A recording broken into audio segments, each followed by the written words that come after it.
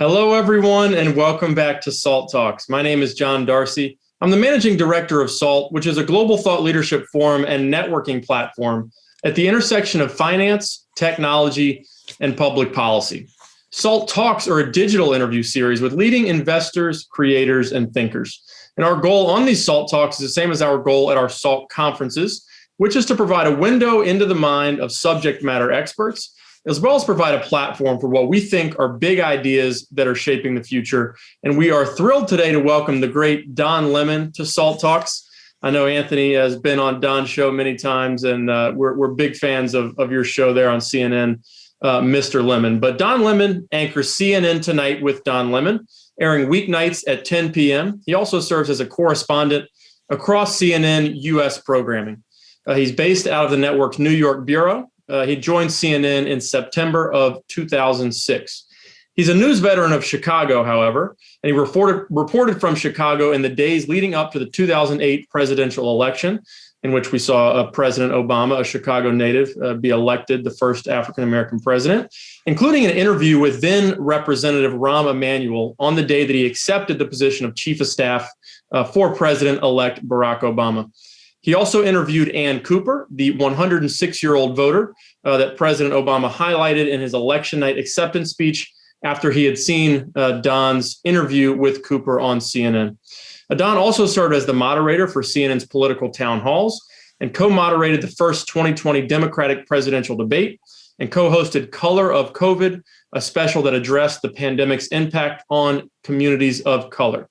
Don is also out with a great book that Anthony will talk about in the opening here called This Is the Fire, talking about race relations in the United States, which is a must read in this era and any era, frankly. But hosting today's talk is Anthony Scaramucci, who I was alluding to, who's a founder and managing partner of Skybridge.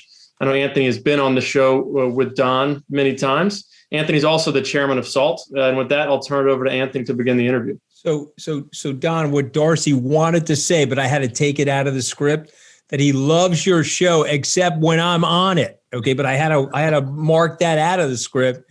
I'm just giving you a sense for the type of people we're dealing with on SALT Talks. Did you hear that? He called me Mr. Lemon. Yeah, I heard that. Yeah, you from that.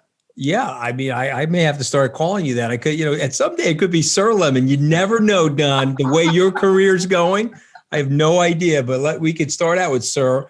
But I'm holding up the book for a reason. First of all, the cover's fantastic. This is the fire. What I say to my friends about racism, and obviously Don anchors CNN Tonight, great cover. Why did you title it this? I want you to go into the reasons why. You mentioned them in the book, but why do you title it this? And you write about your nieces and nephews, about the fight to end racism. Give us some sense for how this book came together and why you titled it that.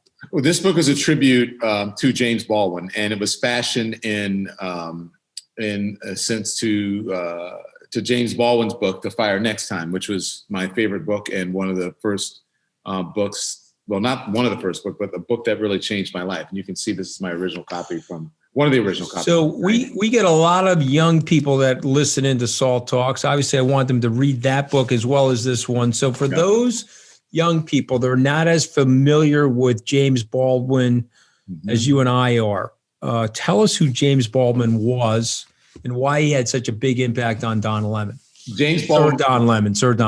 James Baldwin was a revolutionary writer and author and thinker of his time from the 1960s, 70s, and 80s.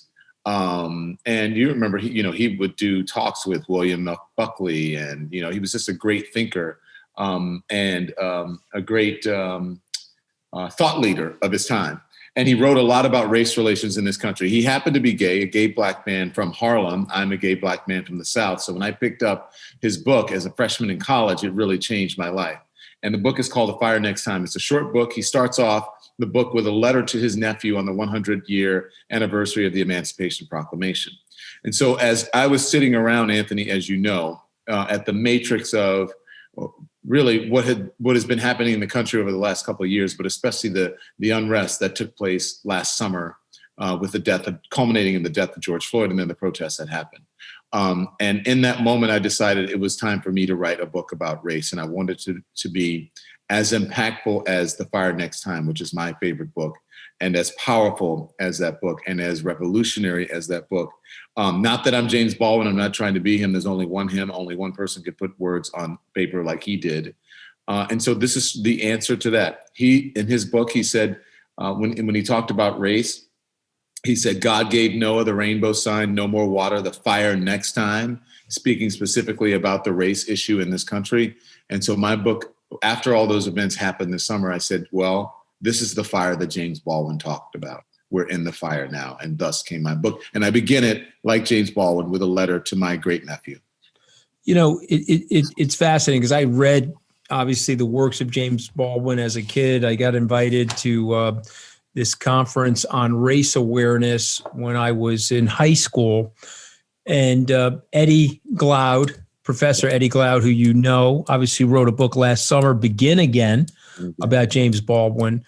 And so I find it fascinating that he's back with us. But something that struck me about your book that I'd like you to address is that you talk about your trials and tribulations with racism growing up where you did. I want you to tell our listeners and viewers where you grew up and some of those tribulations. But I want to ask you a question and ask you to think about it for a second. Growing up and being where you are today, the arc of your career has been tremendous. But did you think, and I'll answer for myself, I thought the racism was going to decline as we were growing up. You know, the introduction of James Baldwin, Martin Luther King Jr., the idea that we're all the same and we should judge ourselves by the content of our character, but that did not happen. And so my question to you is, did you think that growing up? Were you aspirational, idealistic like that? Or Yeah, look, I think we're both kind of 80s. I was born in the 60s. The 70s shaped me, but the 80s really had a profound impact on me because the 80s were everybody was free. You're not catching the smirking from Darcy, who was born last week. Okay, just want to point that out to you. Okay, you're not. I'm ignoring him because Try to ignore him. You're a fellow baby boomer like me. We have to team up on him. Otherwise, we have no shot here. Nope. I'm Gen X. Right. You're a baby boomer. Okay. All right. That's true. That's true. I'm the last year of the baby boomers. There's not enough Botox that can make you look as young as Don, but keep going. But let me tell you something. My forehead works. There are much more Botox experiments ahead in my future, Darcy. So it may not look that way now, but it's coming. Okay. So just take it easy over there. Wait, you got the Botox? Botox, dude, I can barely move my face at this point. You don't notice it? You don't notice it on TV? Move your forehead. Let me see, Anthony. I can barely have a glass of water. Come on. D. Lemon, I can barely have a glass of water at this point in my life, okay? I'm using double straws now on my Starbucks in the morning. All right, now Darcy's enjoying that because I'm getting roasted. Let's go back to your thoughts about your idealism and where we are. So I was a child of the 60s. Really, I don't remember much of the 60s. I was born in 66, right? But I remember the 70s and 80s. And the 80s, that's when I was coming, into my own. I was becoming a young man and an adult. And I, went to a high school. At first I went to an all-black Catholic school and then ended up going to a high school that was predominantly white. And so I started having interactions with all types of people. And people began being open about, intermingling and getting together. This was a decade after schools had become integrated in the South.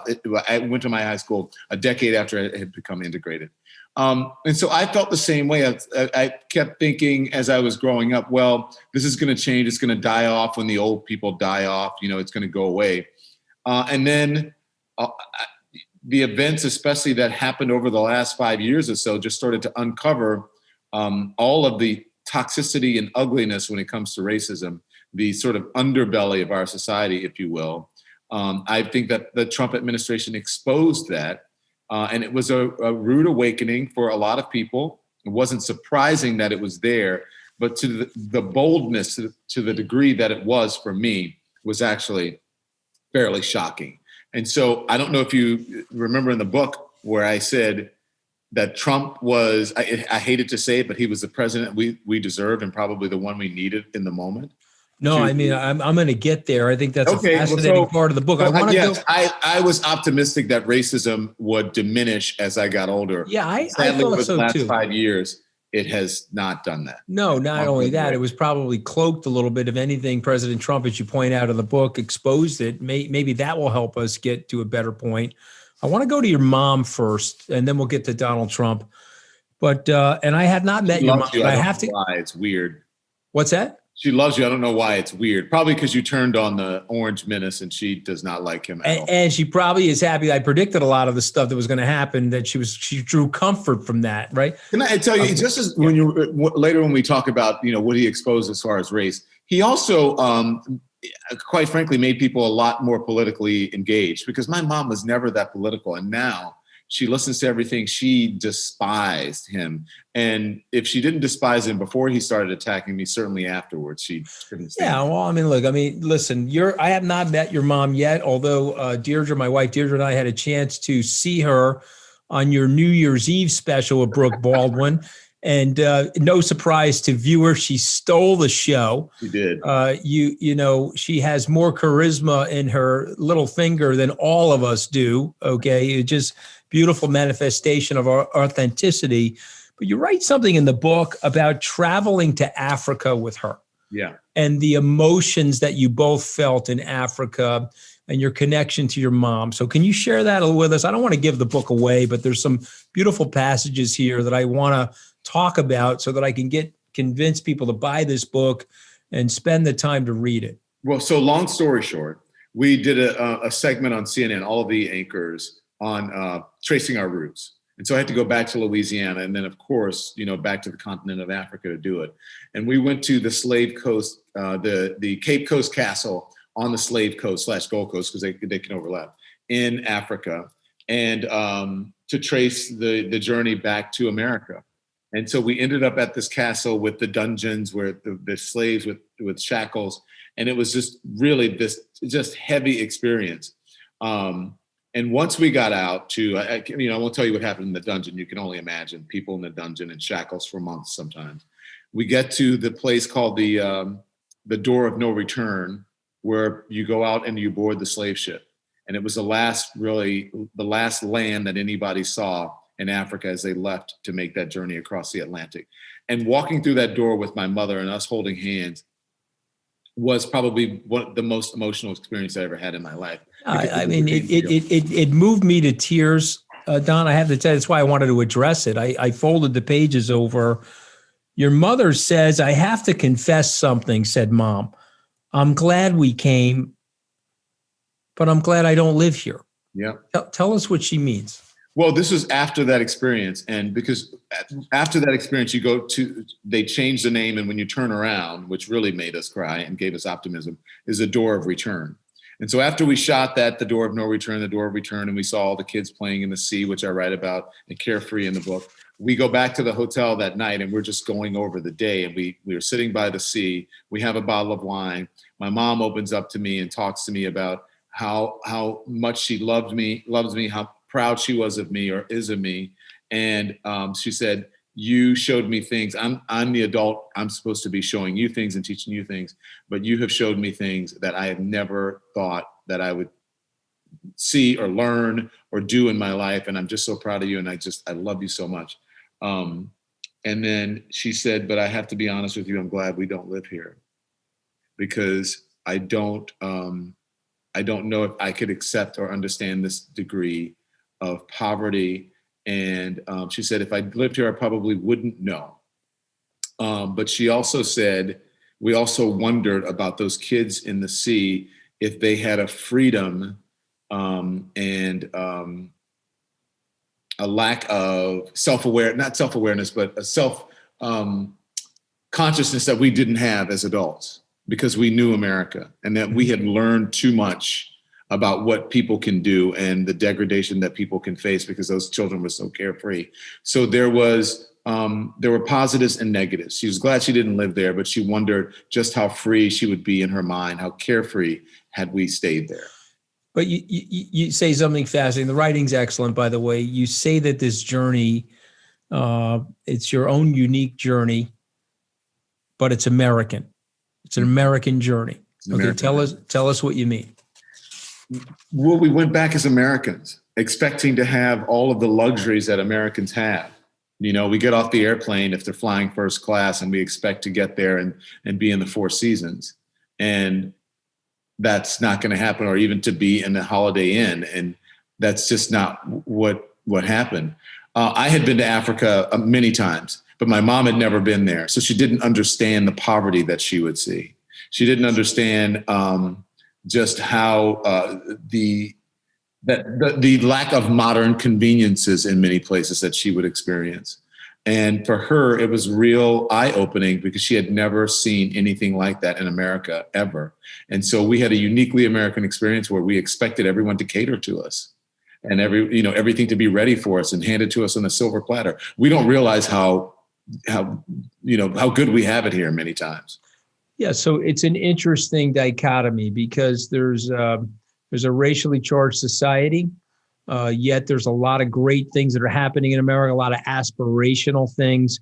And I got from you, when you used the word American, to me, what got me goosebumps was you're here to inject hope, you're here to provide hope, and you're here to move things forward. And so as an American who loves the country, you're about progress. Is that what I'm getting? Am I getting the right? Well, that wasn't from the C thing. The C thing was just sort of us going over, that was more about a personal experience and journey for us, about how we felt personally. The door of return was that part of it, was the optimism part that we were carrying forward, that our ancestors had this horrible journey and experience in America. And then we came back to the homeland, and that we were going to carry this experience back with us to inspire other people and to teach other people that they were survivors. And that I'm probably conjoining them a little bit, but I guess my point is one second. But there was a history just beyond being a slave in America. That's all I wanted to say. Yeah. Well, look, it's brilliant writing. I want to shift gears a little bit to something contemporary, get your reaction. The George Floyd murder was a tipping point for a lot of Black people, tipping point for white people, frankly. I think that the graphic depiction of that on television, the 8 minutes, 40 plus seconds of that, we literally are watching a murder before our eyes. Why was that incident uniquely catalyzing for the fight against racism? Because you and I have both known of those types of stories, and we had the situation with Rodney King when we were younger, but this seemed to be a real tipping point. Why do you think that was? I mean, had you ever seen anything like that? We grew up, we're pretty close to the same age. You hear about it, right? People tell you about their experiences. If you don't have to experience it, if it's never happened to you, then it doesn't exist. And then all of a sudden, we're sitting at home in quarantine, not knowing, many people, where their next dollar was going to come from, if their loved one was going to survive COVID, if they were going to catch COVID, what the next day or the next week or the next year was going to look like. So we were all open and vulnerable. And then on our television sets or on our these little computers that we all carry around in our pockets, these cell phones, we saw a man die before our eyes and someone sit there and just put their knee on his neck and rob them of the God-given right to be able to breathe.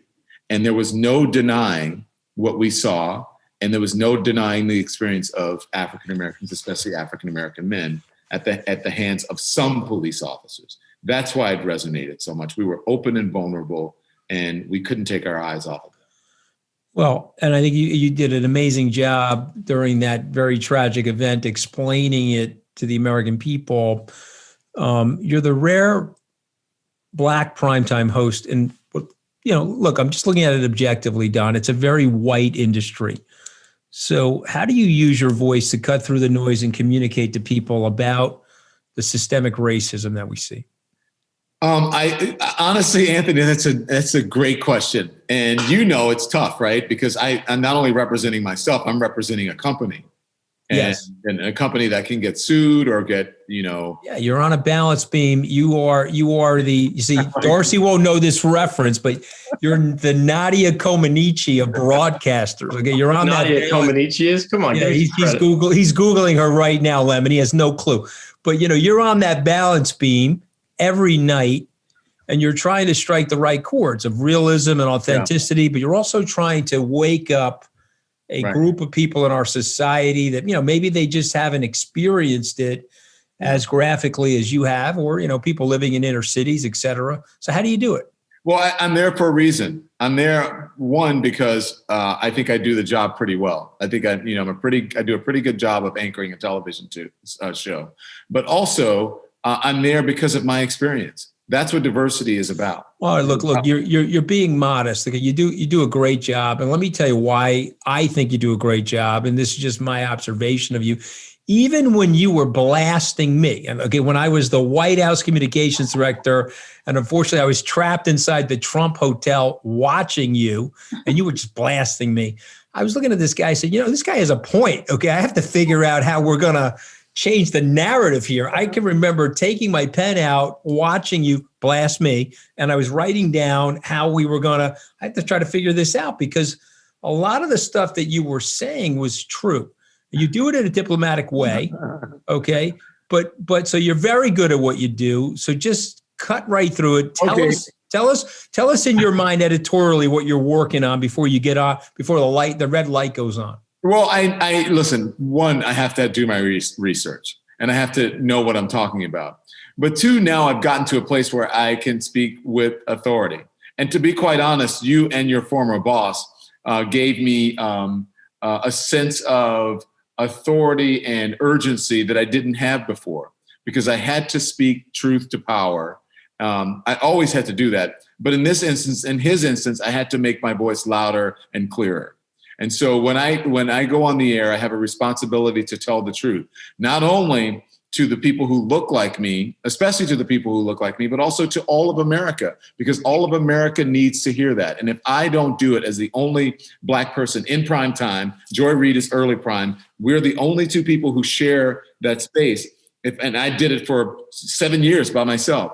Who is going to do it, Anthony Scaramucci? So I had to lean in and then, take the slings and arrows and then worry about being fired or going too far. That was second nature. So if I don't do it, who will? That's how I feel. That's where I am. And that's I admire. I want to go back to an interview. I was in Atlanta, Georgia. You were interviewing Donald J. Trump, then candidate for president. He was describing the situation with Megyn Kelly. I'm not going to go into what he said. It's not worth it. But you know what I'm talking about. Yeah. And I and this is a poor reflection on me, by the way, so I'm just going to be very open about it. When I was watching him, I was like, okay, he can't be serious. This has got to be part of an act. He can't be serious. But you saw it seriously. And I guess I didn't. And a lot of people, frankly, didn't. That's my bad. I have to own that for the rest of my life. But was that an inflection point for you? Or did you know the nature of things prior to that interview?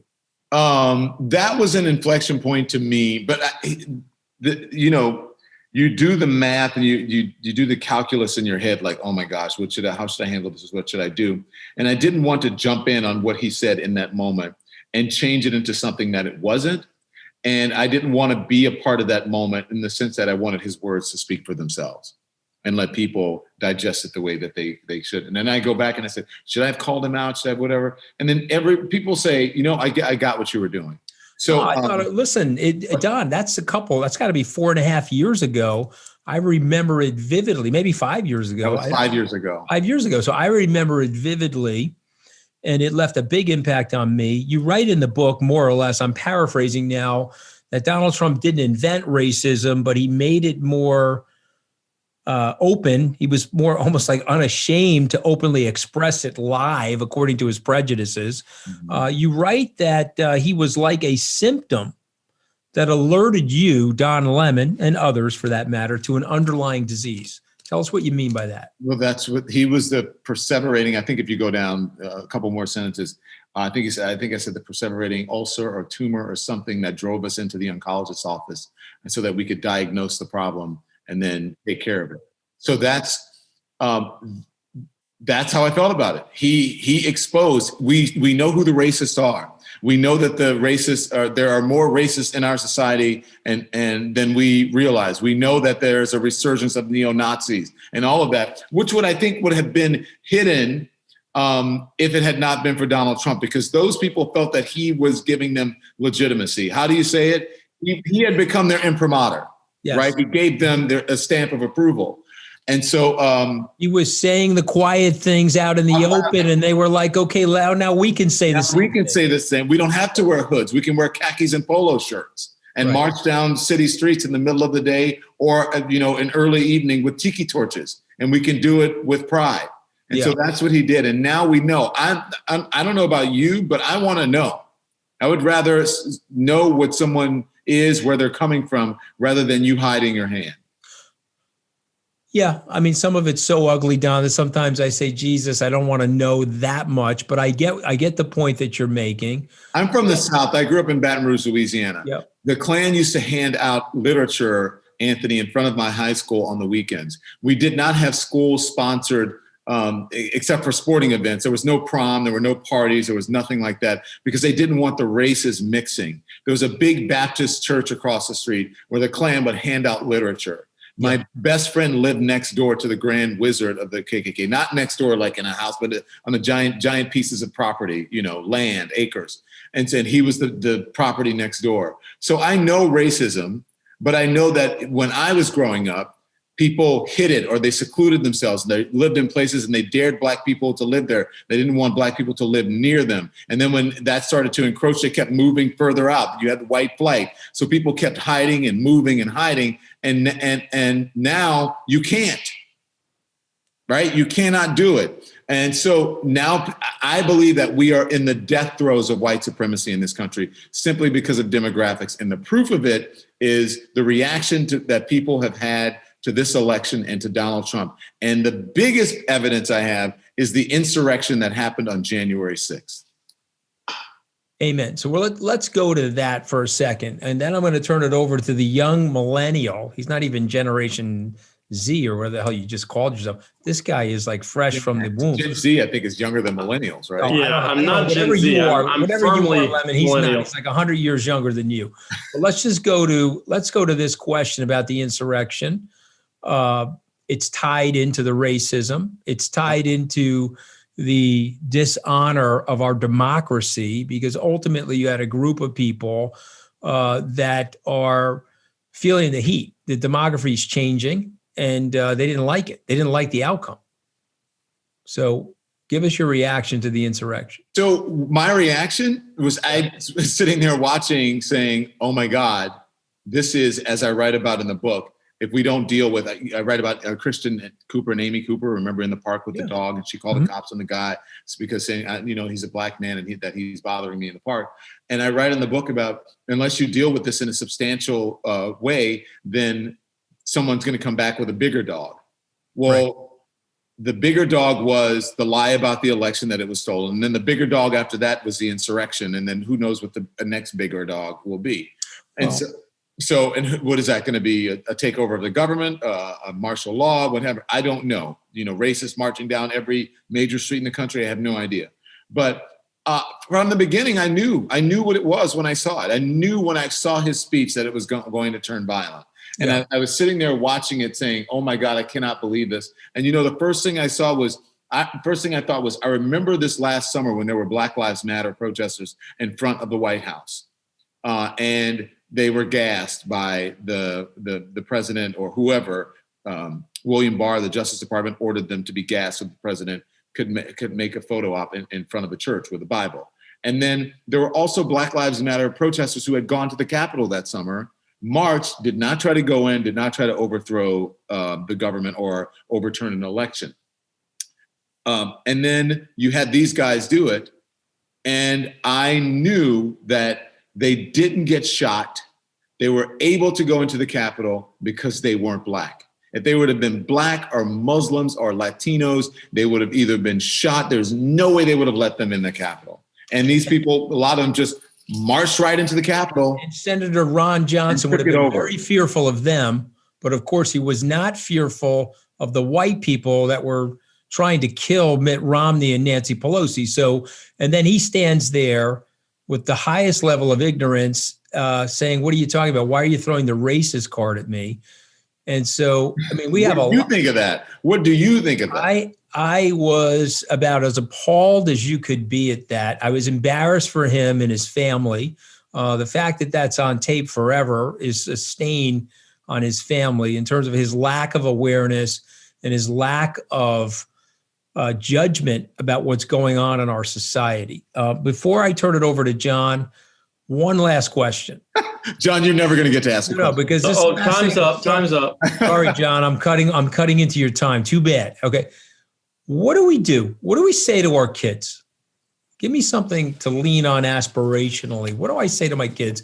Because your skin color is a little bit darker than mine, and your hair is a little bit tighter and curlier than mine. Winter. Not much in the winter. No, that's true. I mean, look at I'm from my family's. Anthony hasn't been able to get his spray tan during COVID, so he's suffering. I've got no spray tan, but I got a lot of Botox. Everybody take it easy. I'm still asking the questions. Okay.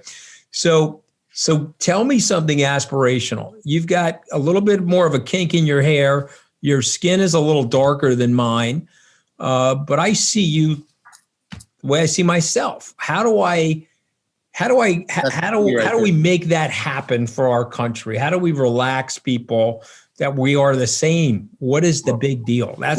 So when you said you see me and you see me as yourself, that means that you see my humanity, right? I do, yes. Yes. So we all need to start seeing each other's humanity, respecting each other's humanity, and loving each other. And then it becomes that much harder to denigrate someone. It becomes that much harder to put your knee on the neck of someone. It becomes that much harder to treat someone differently or to discriminate against them if you see their humanity, which means you have to be in some sort of a relationship with them, a friendship, at least an acquaintance, and maybe even romantically, two people who are of different ethnicities. Mm-hmm. So I think that is the thing that you should teach your kids. You should teach your kids to get friends and to be around people who are not just like them. Exactly, and because then you'll find that we're really not that different. Go ahead, Mr. Darcy. One more thing you have to teach them. You've got in school. I think they need to teach kids the true history of this country and the contributions of African Americans, which are often left out of history books,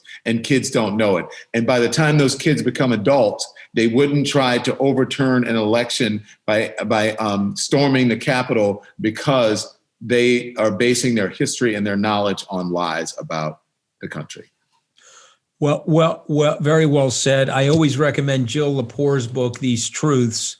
It is quite a study, quite a graphic examination of the good in the United States, but also the perils and some of the bad. Go ahead, Mr. Darcy. All right. That's all the time I have, guys. Thank you. See you later. I'm kidding. Anthony, it's in my contract. I get at least 1/3 of the show. This is a bunch of crap. But yeah, thank you for allowing me. The same agent as I had. That's why I don't have a television gig. Okay. We need to get Lemon's agent, but go ahead. Keep going. Don, I grew up in North Carolina. We were talking before the show. You detected still a lingering Southern accent. You grew up in Louisiana.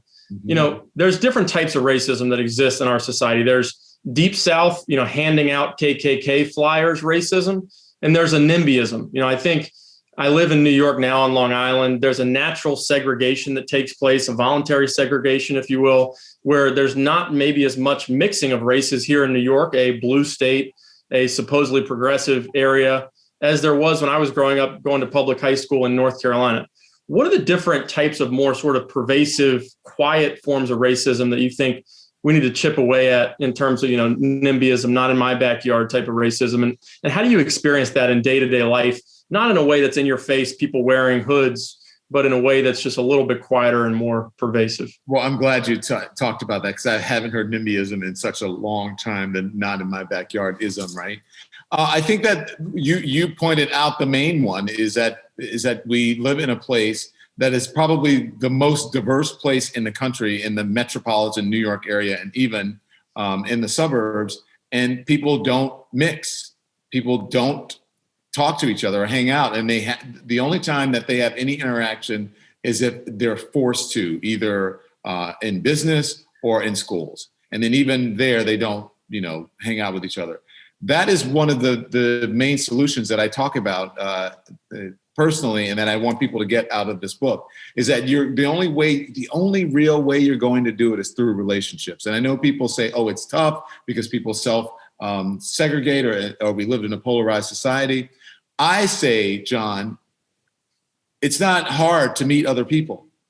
Look how I met Anthony. Anthony came into the green room or came onto the show. And what did I say to him? Or what did he say to me? Hey, would you like to go have a drink? You want to hang out afterwards? I'm having a party. You're invited. Come to my holiday party. Or come grill at my house. We're having a barbecue on Saturday or Sunday. That is not that hard to do. I don't care what anybody says. You can do that at any age. And to get to learn about someone, because when you don't know people, you don't know them. And the only way you get to know them is if you get to know them. Right? I mean, it's just as simple as that. It's simplicity. And so I think that's the key. That is really, for me, that quiet, I don't want to call it flat out racism, but it is a racial blind spot, right? It is a step towards, as Anthony and I talk about all the time, a more perfect union. Right. Because again, nothing is going to get accomplished unless we all get to know each other as human beings. That's the first and major thing for me. Yeah, it feels like it's more convenient for people to just, live in their bubble. And I think one of the things that the George Floyd incident did was say, we really need to confront this and actively educate ourselves and the people around us if we're really going to make a difference. It's not enough to, be an idle bystander and watch this stuff happen. We have to be active participants if we're going to teach people to love. Nelson Mandela, as Anthony was alluding to earlier, people aren't born racist. They have to be taught to hate. And if they can be taught to hate, they can be taught to love, which I think let me tell you this, John. Yeah. I think people say that because they want to make an excuse for the way that they've always lived, that they've been living for a long time. And until you get out of yourself and you sort of breach that bubble or whatever it is of your comfort zone, then again, it's not going to change. Look, I had a gay pride party the June of 2019. Anthony Scaramucci was on the invite list. He couldn't. Anthony, you didn't come. I don't remember. I don't think. No, I came to that. You came to my pride party. Yeah, I came to the pride party. Sure. Okay. So I've been working on marriage equality with New York State since 2008. Of course, I came to that. Okay, so that's the thing. I did not invite you to the pride party because you're a heterosexual man. I just said, hey, we would love to have Anthony at the party. We had, an open house for Christmas. We didn't say, well, we're going to invite this many white people, this many black people, this many straight people, this many Christians, this whatever. We invited everyone. I had a party. Remember, I had the party before the election.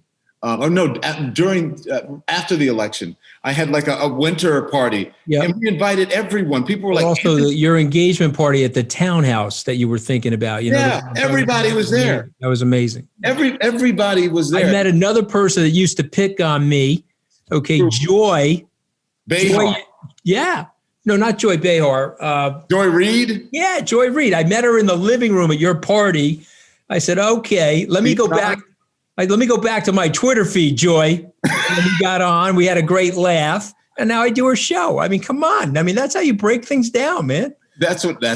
Anyway, I'm sorry, John. Go ahead. Yeah, Anthony has a unique ability to make people that want to hate him not hate him when they spend enough time with him in a private setting. He also hands out money too, so that helps. Yes, exactly. And I'm like a fungus. I get stuck in your toenail and I never go away. Okay. Lemon doesn't realize this, but he'll be talking to me when he's like 95. Oh God. Of course I'll be 97 at that time. Keep going, Darcy. We try to keep the payoffs secret, Don. So thank you for outing us there. But I want to talk about police brutality. So we talked about the George Floyd incident, but I think police brutality and policing is a very loaded topic these days. After the election, President Obama talked about how the use of the words defund the police was not constructive in terms of trying to defeat Donald Trump. But also on the other side, on the right, you have just this hypocrisy around, backing the blue and supporting police officers. During the insurrection, you had insurrectionists beating police officers with signs that said Blue Lives Matter, which was almost the height of parody in a tragic way. But, Black people's experience, this is one of the conversations that really resonates with me, just listening to Black people talk about their experience around law enforcement. I've been pulled over before. I've had interactions with police officers, and I've never once felt threatened or unsafe because I've genuinely always felt they're trying to protect me. Whereas I think Black people feel like police officers, not all police officers, of course, are sometimes trying to target them. But at the same time, I think the vast majority of police officers are there to serve and protect, as the slogan goes. how do we reform policing? And how do we avoid painting police officers with such a broad brush that alienates them? It's such a complex topic. How do we tackle it? How do we improve policing in a way that's constructive without demonizing the whole profession? Well, I say you have to pick up this book. Yeah. Because there's a chapter in there on policing where I talk about what they've done in Newark, Ras Baraka. I think I talk about what they've done in Philadelphia, and there's a mention of San Francisco police chief as well on how they sort of revolutionize their police departments or in the process of doing so. Listen, I'm not a policing expert, but I think the way you start is that you have to treat people with dignity, as I have been saying. And then also, I think community policing is very important, that police officers are from or at least familiar with the community that they serve, and that they're not seen as occupiers in the community, that they're seen as part of the community, and they're there to be peace officers and not necessarily be occupiers. I have interactions with police officers mostly for traffic tickets as an adult.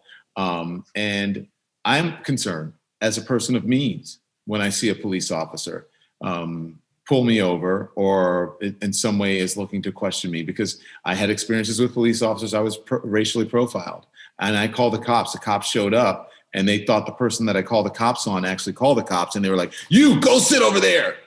This gentleman called police." And then I said, "No, excuse me, I called police." And you see that thing in their head, like their world changes and like in a second. Oh my gosh, wow! Like, wait, okay, so the black guy called the police on the white guy. Wow, that's interesting. So I just think that police officers need to know the people that they are there to protect.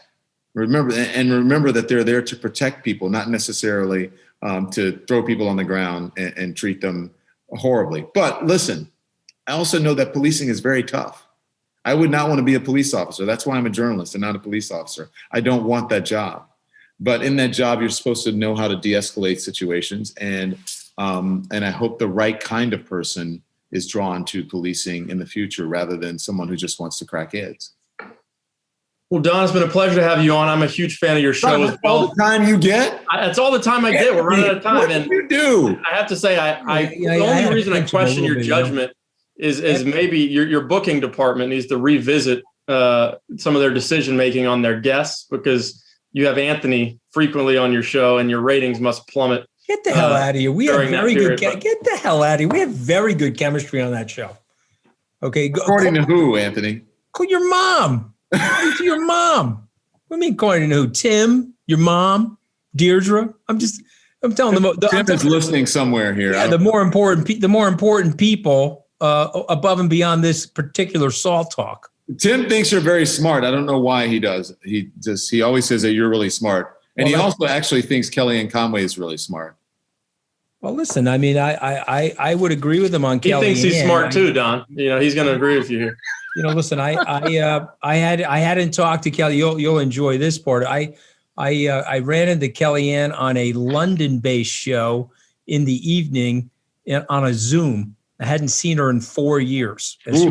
She was quite polite to me, but having said that, I think she also respected the fact that I didn't let her former boss walk on me.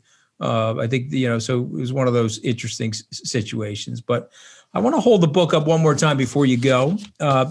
It's This is the Fire. Don, I got to tell you, it was a moving book.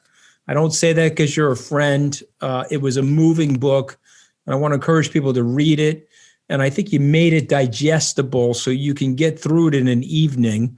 And it's very well thought out. And I think it will help people get to where we need to get to. And I want to get it in the hands of many people as possible. So thank you for writing it. And thank you for joining us on Salt Talks. How many books did you buy? You bought it for your entire company, right? And all your friends? I did, actually. We did. We bought it from the Strand. We bought it from the Strand. Trying to help out the Strand because it's still an independent bookseller. Are you serious? You went to the Strand and bought some books? Yeah, we have a deal with Anthony. No, we have a deal with the Strand. We like buying books, Good stuff. Especially good ones. John, it's a pleasure to meet you. Anthony, whatever. It's a pleasure to be with you. And This is the Fire. I think it was a great title, as Anthony said. I'm hopeful that we can, not take 2 steps forward and 1 step back. I feel like there's such an energy around this anti-racist movement today that I'm hoping that that the fervor can continue and we can really make tangible progress over the next 5 to 10 years. Thank you, sir. By the way, you make more money not being a racist. I'm just telling you, more diversity. It's true.